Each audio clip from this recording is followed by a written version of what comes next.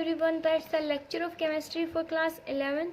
Today's our topic is factor on which ionization energy या फिर ionization enthalpy depends. Then what is ionization energy? The amount of energy required to remove the valence shell electron from an isolated neutral gaseous atom. कि isolated neutral gaseous atom में के valence shell में से एक electron को remove करवाने के लिए, निकालने के लिए जितनी अमाउंट ऑफ एनर्जी हमें चाहिए या फिर जितनी अमाउंट ऑफ एनर्जी हम सप्लाई करेंगे, ठीक है, उस इलेक्ट्रॉन को निकालने के लिए, उसी को हम क्या बोलते हैं? आयनाइजेशन एंथैल्पी बोलते हैं। तो आज हम पढ़ेंगे factor on which ionization energy depends. तो फर्स्ट है यहाँ पे atomic size. First is atomic size. तो जो आयनाइजेशन एंथैल्पी है वो इन्वर्सली प्रोपोर्शन होती है एटॉमिक साइज के। ओके, इट मीन्स जितना साइज क्या होगा, लेस होगा, जितना साइज क्या होगा, कम होगा, उतनी आयनाइजेशन एनर्जी क्या हो जाएगी?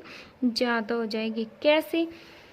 जैसे जैसे साइज कम होता जाएगा बच्चे, साइज कम इसका मतलब क्या है? Attraction. Size come means attraction मोर, ठीक है। अट्रैक्शन क्या है? ज़्यादा। अट्रैक्शन ज़्यादा है तो इलेक्ट्रॉन रिमूवल क्या हो जाएगा? इलेक्ट्रॉन रिमूवल डिफिकल्ट हो जाएगा।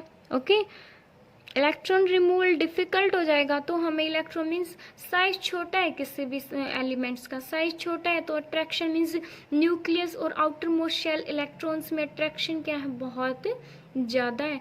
अट्रैक्शन ज़्यादा है तो क्या आप इतनी ज़्यादा अट्रैक्शन में इलेक्ट्रॉन को, वैलेंस शेल इलेक्ट्रॉन को निकाल पाओगे? नहीं। It means electron removal difficult हो जाएगा।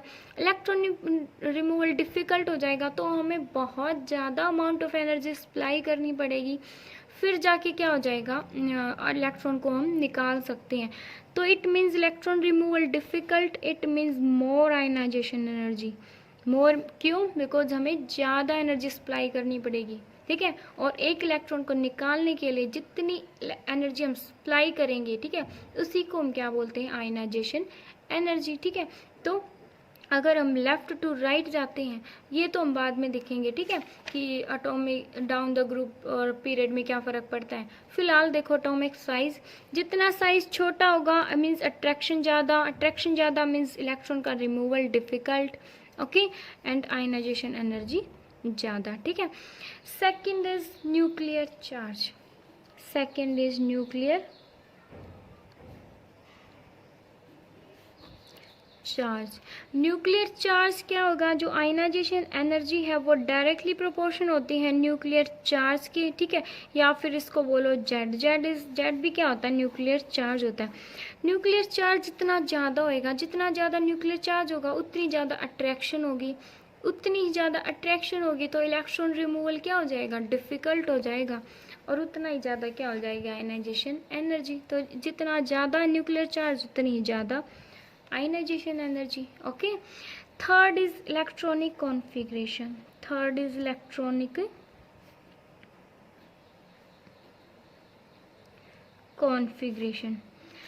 इलेक्ट्रॉनिक कॉन्फ़िगरेशन लाइक जो स्टेबल इलेक्ट्रॉनिक कॉन्फ़िगरेशन होती है, ठीक है, स्टेबल में से जो इलेक्ट्रॉन को रिमूव करवाना बहुत ज़्यादा टफ हो जाता है, ठीक है। स्टेबल कॉन्फ़िगरेशन कौन कौन सी होती हैं?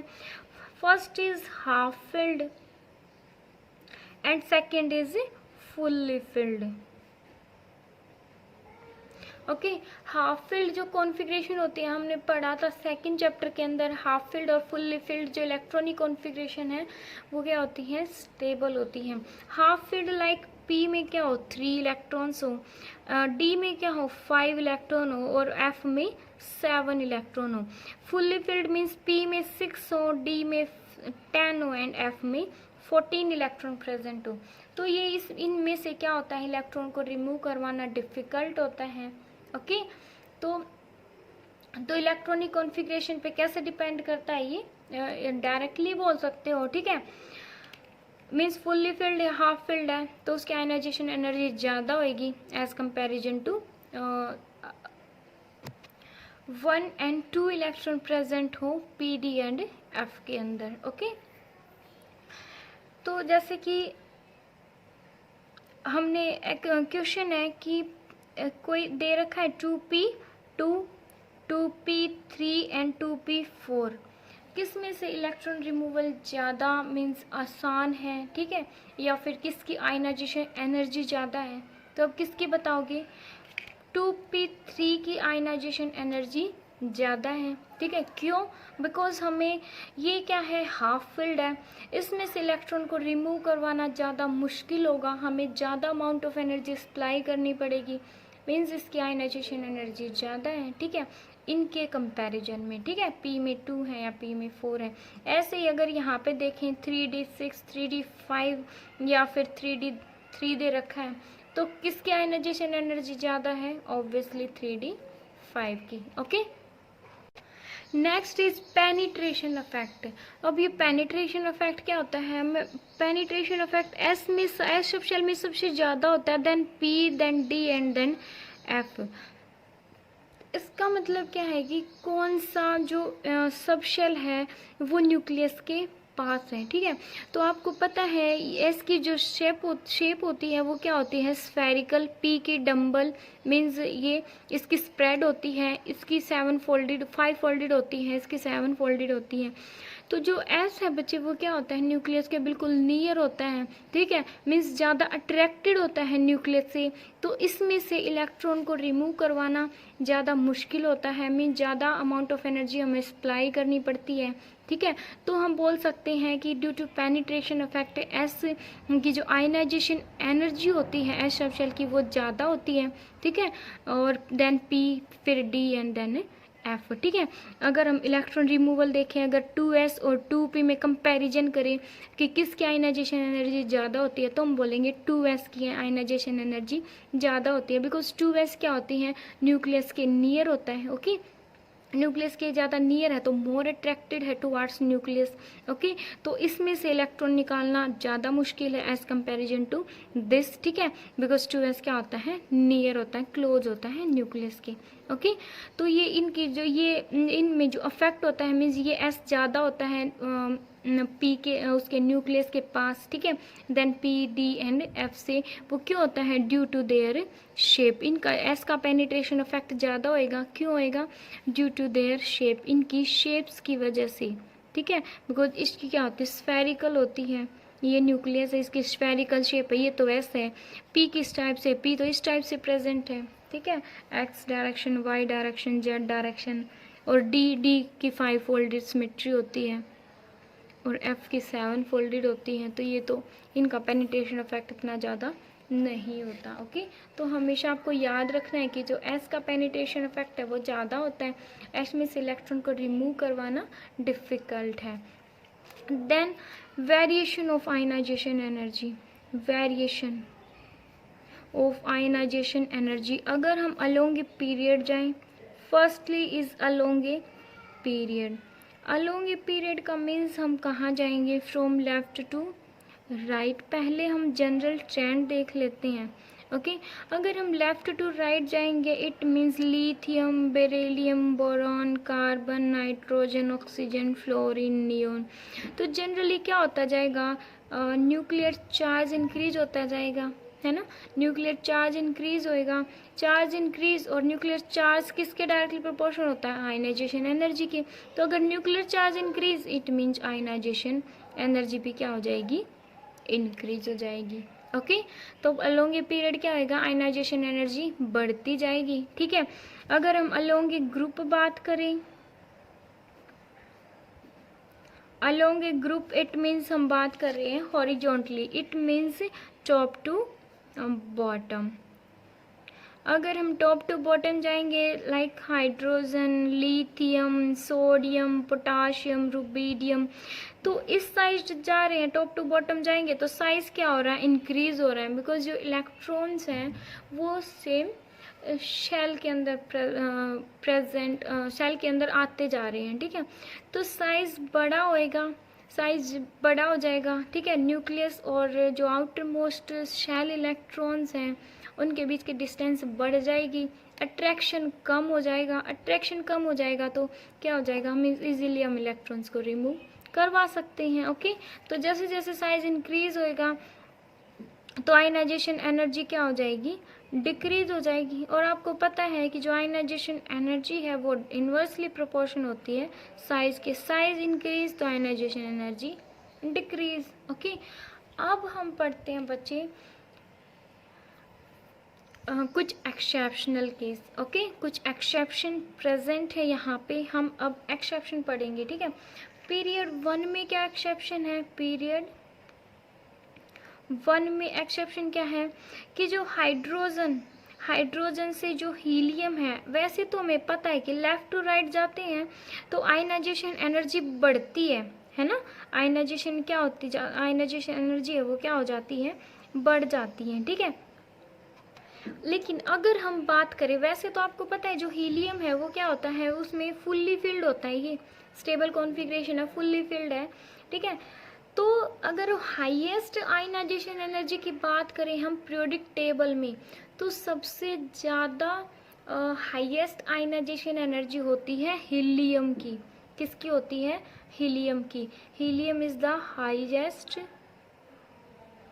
Ionization energy in the periodic table. Okay, और लेफ्ट टू राइट जाएंगे तो ionisation energy increase because nuclear charge increase. ठीक है, तो हाईएस्ट किसकी बोलोगे आप? हीलियम की। अब नेक्स्ट एक्सेप्शन देखो बच्चे, पीरियड 2 क्या है? Lithium, beryllium, boron, carbon, nitrogen, oxygen, fluorine and neon. अगर जनरल ट्रेंड देखो तो आयनाइजेशन एनर्जी कैसे ट्रेंड फॉलो होएगा? आयनाइजेशन एनर्जी है वो बढ़ती जाएगी। ठीक है, इट मीन सबसे ज़्यादा आयनाइजेशन एनर्जी किसकी होएगी? नियोन की होएगी। ओके, और अब क्या ये सच में ऐसे ही ट्रेंड फॉलो होएगा? कैसे? देखो, इसमें एक्सेप्शन क्या है? लिथियम है, अगर कॉन्फ़िगरेशन करो 1s2 2s1, यहाँ पे आ जाएगा 2s2, here is 2s 1s2 2s2 2p1, यहाँ पे क्या आ जाएगा? 2p2, यहाँ पे p3, यहाँ पे p4, 2p3 2p4। ओके, यहाँ पे 2p5 सॉरी, और यहाँ पे p6। इस टाइप से हो जाएगा ना। ओके, ऐसे हो जाएगा। तो ये क्या है? ये तो बिल्कुल स्टेबल है ना। ये तो, ये भी क्या है? स्टेबल, हाफ फुल्ली फिल्ड है। ये क्या है? फुल्ली फिल्ड है। और ये क्या है? P3 नाइट्रोजन, ये क्या है? हाफ फिल्ड है। और BE ये क्या है? ये भी हाफ फिल्ड है, ये फुल्ली फिल्ड है। तो ये ट्रेंड गलत नहीं हो गया? हमें पता है कि जो फुल्ली फिल्ड और हाफ फिल्ड इलेक्ट्रॉनिक कॉन्फ़िगरेशन होती हैं वो क्या होती हैं? ज़्यादा स्टेबल होती है एज कंपैरिजन टू, जैसे P में 1 या 2 इलेक्ट्रॉन प्रेजेंट है या फिर 5 इलेक्ट्रॉन प्रेजेंट है। ओके, तो ये ट्रेंड क्या हो गया? हमारा उल्टा हो गया। तो हम इसको कैसे लिखेंगे? हम इसको लिखेंगे, फर्स्ट इज लिथियम, सबसे कम होगी लिथियम की, देन बोरॉन, बिकॉज बेरिलियम की क्या होगी? ज़्यादा होगी ionisation energy as comparison to boron, because ये क्या होता है? फुल्ली फिल्ड होता है। ठीक है, फिर आएगा बेरिलियम, देन कार्बन, फिर ऑक्सीजन की, फिर ऑक्सीजन, देन नाइट्रोजन। नाइट्रोजन की ज़्यादा होगी ना आयनाइजेशन एनर्जी, इसमें से इलेक्ट्रॉन रिमूव करवाना ज़्यादा मुश्किल है। Okay, nitrogen, then fluorine, then neon. तो एक्सपेक्टेड था हमारा ये, लेकिन रियलिटी क्या है? ये समझ आया?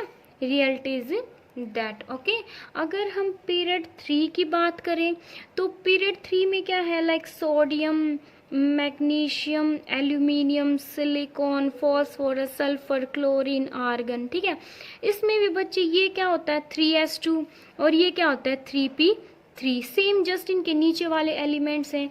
ये क्या है? फुल्ली फिल्ड है, ये क्या है? हाफ फिल्ड है। आर्गन इज फुल्ली फिल्ड है। आर्गन तो वैसे भी मीन्स सबसे ज़्यादा ही है, इसमें भी अलग से दिख रही है। ठीक है, लेकिन जनरल ट्रेंड ऐसे होना चाहिए था, है ना, लेकिन फुल्ली फिल्ड और हाफ फिल्ड स्टेबल कॉन्फ़िगरेशन की वजह से ऐसे ना हो कि ये कैसे होएगा? Sodium, then aluminium, then magnesium, then silicon, then sulphur, then phosphorus, then chlorine, then argon. ये होती हमारी रियलिटी। ठीक है, रियल ट्रेंड ये होगा, ये हमारा एक्सपेक्टेड था, हम मान रहे थे। ठीक है, तो अगर हम ग्रुप की बात करें, ग्रुप फर्स्ट में क्या एक्सेप्शन है, ग्रुप फर्स्ट में क्या होगा, like lithium, sodium, potassium, rubidium, caesium, ठीक है। तो इसमें क्या होता है, साइज अगर बढ़ाते हैं, साइज इंक्रीज होता जाता है, इट मीन जो आयनाइजेशन एनर्जी है वो क्या होती जाएगी, डिक्रीज होती जाएगी, ठीक है। जो सीजियम है इसकी सबसे कम आयनाइजेशन एनर्जी होती है पीरियोडिक टेबल में, सबसे कम, lowest ionization energy in the periodic table. देखो सीजियम की क्या होगी, याद रखना, अगर पीरियड की बात करें तो वहाँ पे सबसे ज़्यादा आयनाइजेशन एनर्जी होएगी हीलियम की। अगर हम ग्रुप में बात करें तो वहाँ पे सबसे कम आयनाइजेशन एनर्जी होएगी पीरियोडिक टेबल में सीजियम की। ओके, ये आपको हमेशा याद रखना है। ओके, अब अगर ग्रुप सेकंड की बात करें, ग्रुप सेकंड में भी बच्चे वही जनरल नॉर्मल ट्रेंड फॉलो होएगा। ओके, कि साइज इनके जैसे beryllium, boron, carbon, beryllium, sorry magnesium, calcium और Sc, Ba and Ra। Okay, strontium, barium और रेडियम, ठीक है। इसमें भी साइज अगर इंक्रीज हो रहा है, साइज इंक्रीज तो आयनाइजेशन एनर्जी डिक्रीज। ओके, अगर हम कंपेयर करें फर्स्ट आयनाइजेशन एनर्जी और सेकंड आयनाइजेशन एनर्जी, अगर हम कंपेयर करें first and second ionisation energy of oxygen and nitrogen, तो बच्चे क्या होएगा, देखो oxygen that is atomic number 8। Okay, अगर कॉन्फ़िगरेशन लिखिए 1s2 2s2 और 2p4, इट मीन्स p में कितने इलेक्ट्रॉन है, 4 इलेक्ट्रॉन प्रेजेंट हैं। ओके, तो आयनाइजेशन हमें इसमें से एक इलेक्ट्रॉन रिमूव करवाना है, दैट इसको हम क्या बोलेंगे, आयनाइजेशन एनर्जी फर्स्ट। एक इलेक्ट्रॉन हमने रिमूव करवा दिया, ठीक है। तो यहाँ पे ऑक्सीजन पे क्या आ जाएगा, पॉजिटिव चार्ज, बिकॉज इसने इलेक्ट्रॉन को क्या किया है, लॉस किया है, ठीक है। तो यहाँ पे इसकी इलेक्ट्रॉनिक कॉन्फ़िगरेशन क्या हो जाएगी, 1s2 2s2 2p3, ठीक है। तो अब क्या है, अब इसमें से फिर हमें सेकंड दो आयनाइजेशन एनर्जी निकालनी है, फर्स्ट एंड सेकंड। तो यहाँ पे हमने एक इलेक्ट्रॉन को रिमूव करवा दिया, इसको हम क्या बोलेंगे, आयनाइजेशन एनर्जी सेकंड। तो ये इस पे चार्ज क्या आ जाएगा, 2 positive. Okay, next is nitrogen. Nitrogen 1s2 2s2 and 2p3, means p में कितने हैं, 3 इलेक्ट्रॉन, 1 2 3। तो इसमें से एक इलेक्ट्रॉन निकालेंगे तो इसको बोलेंगे ionisation energy first, that is 1s2 2s2 and 2p2 बच जाएगा, मीन्स यहाँ पे लिख देते हैं नाइट्रोजन पे कैसा साइन आ गया, प्लस, ठीक है। तो अब इसमें से फिर से एक इलेक्ट्रॉन रिमूव करवाना है, इसको हम बोलेंगे आयनाइजेशन एनर्जी सेकंड। तो इस ये कितना आ जाएगा, इस पे चार्ज N2+। तो अब आप मुझे बताओ कि फर्स्ट आयनाइजेशन एनर्जी किसकी ज़्यादा है, first ionization energy out of nitrogen and oxygen which has more, किसकी ज़्यादा है। तो बच्चे यहाँ पे P में 4 है, यहाँ पे P में 3 है, ये क्या है, हाफ फिल्ड है, ये हाफ फिल्ड नहीं है, ठीक है। तो हाफ फिल्ड कॉन्फ़िगरेशन ज़्यादा स्टेबल होती है, तो इसके लिए हमें यहाँ से जब हम इलेक्ट्रॉन को रिमूव करवा रहे हैं ना, निकाल रहे हैं, तो इसमें से हमें ज़्यादा एनर्जी सप्लाई करनी पड़ेगी, तब इलेक्ट्रॉन जाके निकलेगा, ठीक है। यहाँ पे इतनी ज़्यादा सप्लाई नहीं करनी पड़ेगी, समझ आया, ठीक है। बिकॉज यहाँ पे इलेक्ट्रॉन रिपल्शन भी तो हो रही है ना, इलेक्ट्रॉन रिपल्शन हो रही है, जिसकी वजह से इसका साइज थोड़ा सा बढ़ जाता है, साइज बढ़ जाएगा तो इतनी ज़्यादा एनर्जी नहीं देनी पड़ेगी जितनी हमें यहाँ पे देनी पड़ेगी, ठीक है।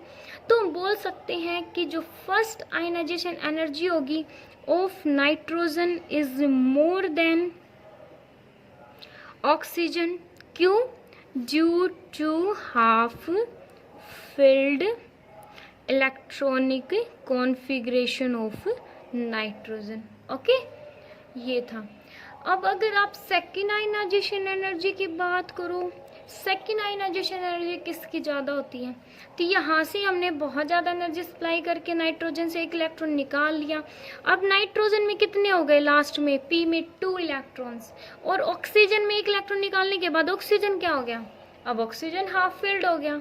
ओके, ऑक्सीजन क्या हो गया, हाफ फिल्ड। तो इन दोनों के कंपैरिजन में बताओ किस में से इलेक्ट्रॉन रिमूवल इजी है? ऑब्वियसली इसमें से, ठीक है। तो इसकी आयनाइजेशन एनर्जी क्या हो जाएगी? कम, और इसकी ज़्यादा, बिकॉज ये क्या है? हाफ फील्ड है।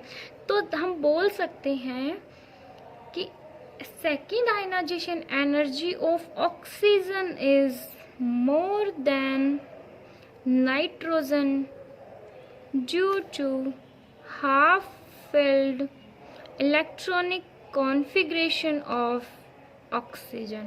ओके, तो ये था बच्चे हमारा फर्स्ट और सेकंड की कंपैरिजन, ठीक है। तो आगे अगर हम एक क्वेश्चन दे रही हूँ मैं आपको, ये आपको करना है कि कंपेयर करो first ionization energy and second ionisation energy of chromium and manganese, ठीक है।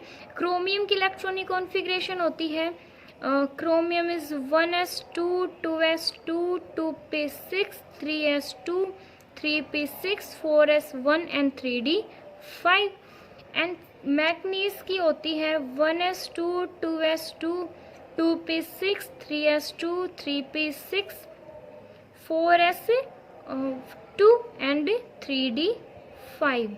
ओके, इसमें से हमें कंपेयर करना है कि फर्स्ट किसकी ज़्यादा होती है और सेकंड किसकी ज़्यादा होती है, आप मेरे को बताना, ठीक है।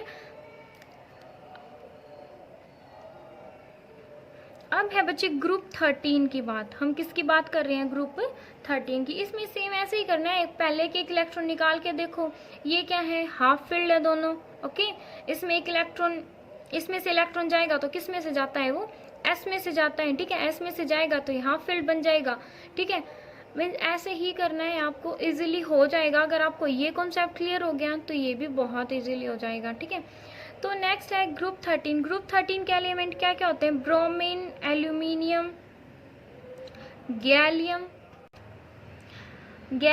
इंडियम एंड थैलियम, ठीक है। अगर आप डाउन द ग्रुप जा रहे हो तो डाउन द ग्रुप साइज बढ़ता है एंड आयनाइजेशन एनर्जी डिक्रीज हो जाती है ना। ऐसे ही होता है। मीन्स एक्सपेक्टेड ट्रेंड क्या है हमारा? ब्रोमीन की सबसे ज़्यादा आयनाइजेशन एनर्जी है ना।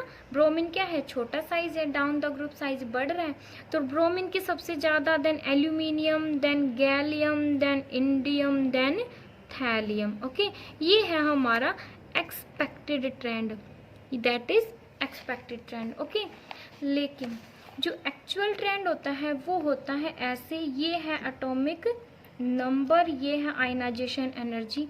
एक्चुअल ट्रेंड होता है ऐसे, दैट इज बोरॉन, यहाँ पे आएगा एल्यूमिनियम, फिर है गैलियम, फिर है इंडियम एंड थैलियम, ठीक है।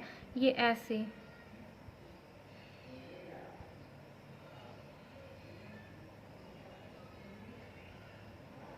अब ये कैसी है?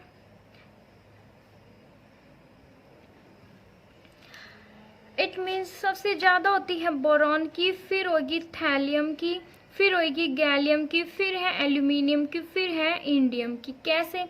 बिकॉज जो थैलियम है ना, उसकी हाई एनर्जेशन एनर्जी होती है थैलियम की एल्यूमिनियम से। क्यों होती है? Due to lanthanoids contraction. Due to thallium has high ionization energy than aluminium। क्यों? रीजन क्या है? Reason is lanthanoid contraction.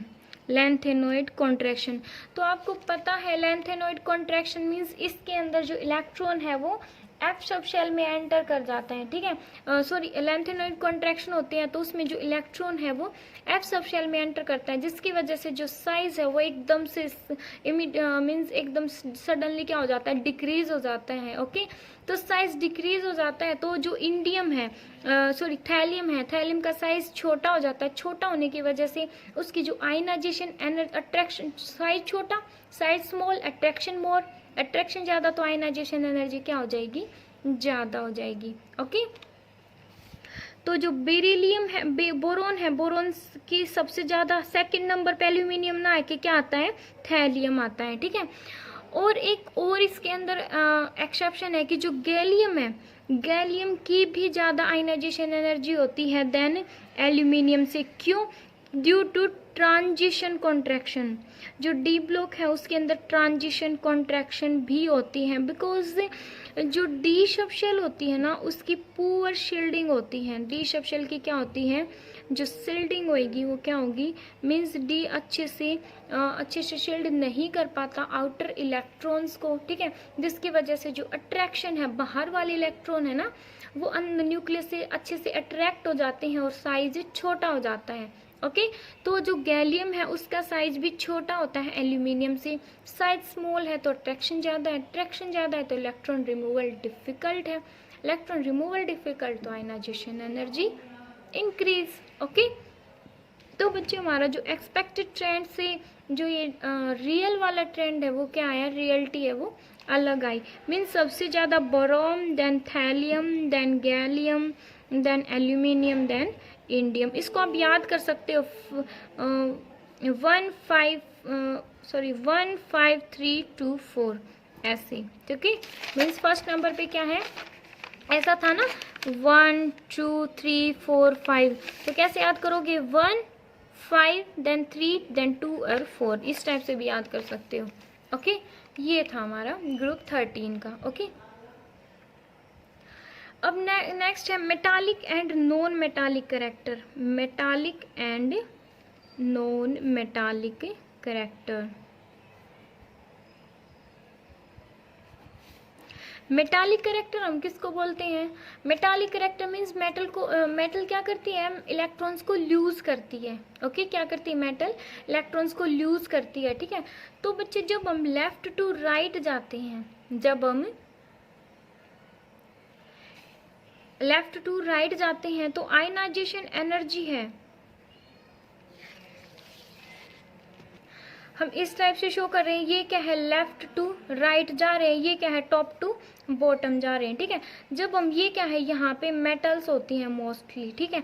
तो जब हम लेफ्ट टू राइट जाते हैं तो जो मेटालिक कैरेक्टर है, मेटालिक कैरेक्टर डिक्रीज होता जाता है।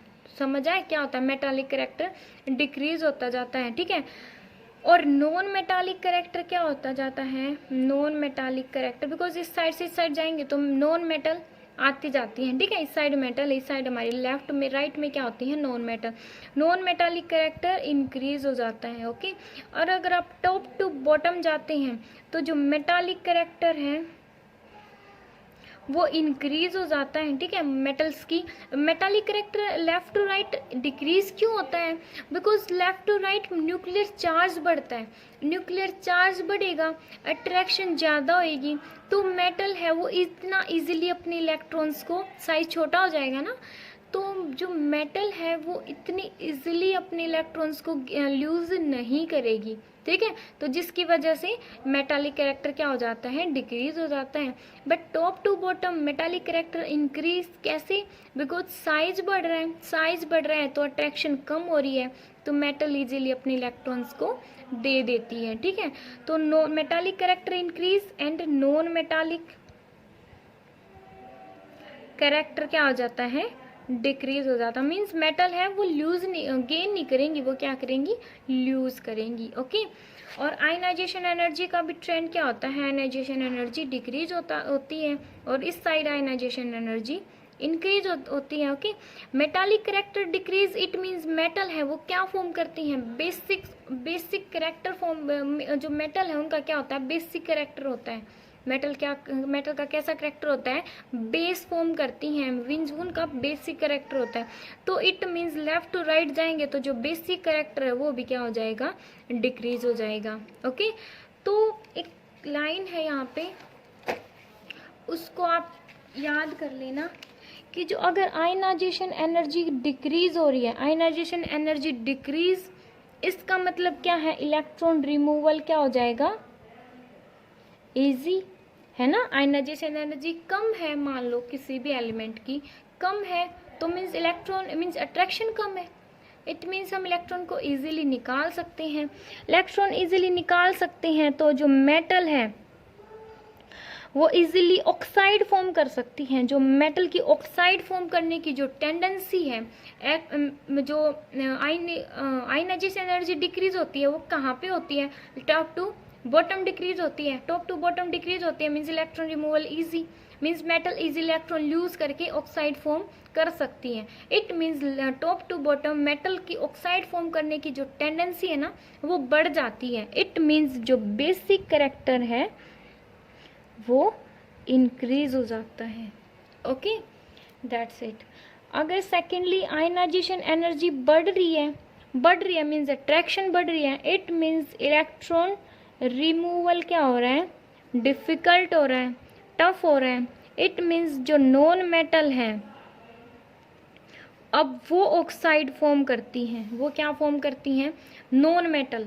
लेफ्ट टू राइट जाते हैं तो नॉन मेटालिक कैरेक्टर इंक्रीज होता है ना, तो नॉन मेटल ऑक्साइड फॉर्म करने की टेंडेंसी नॉन मेटल्स की बढ़ जाती है।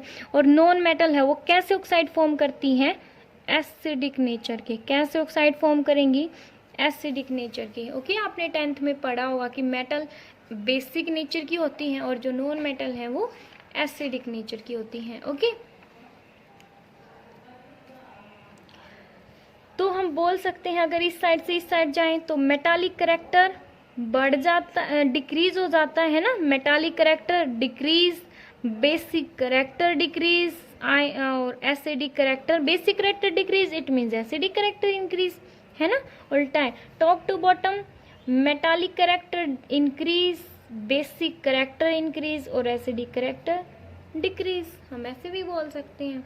ओके, तो अगर एक क्वेश्चन है हमारे पास, अगर हम ऐसे बोले लिथियम ऑक्साइड, फिर हमें दे रखा है सोडियम ऑक्साइड, फिर हमें दे रखा है पोटाशियम ऑक्साइड, ठीक है, तो हमें इनमें से बताना है कि जो बेसिक स्ट्रेंथ है, हमें क्या बताना है, बेसिक स्ट्रेंथ के बारे में बताना है, बेसिक स्ट्रेंथ। तो आपको पता है lithium, sodium, potassium, down the group जाते हैं तो मेटालिक करेक्टर इंक्रीज होता जाता है और बेसिक करेक्टर भी इंक्रीज हो जाता है। तो सोडियम, तो जो पोटाशियम है उसकी जो ऑक्साइड्स बनाने की जो कैपेसिटी है वो ज़्यादा है देन सोडियम से, सोडियम की ज़्यादा है लिथियम से। ओके, इस टाइप से हम इसको कर सकते हैं। ओके।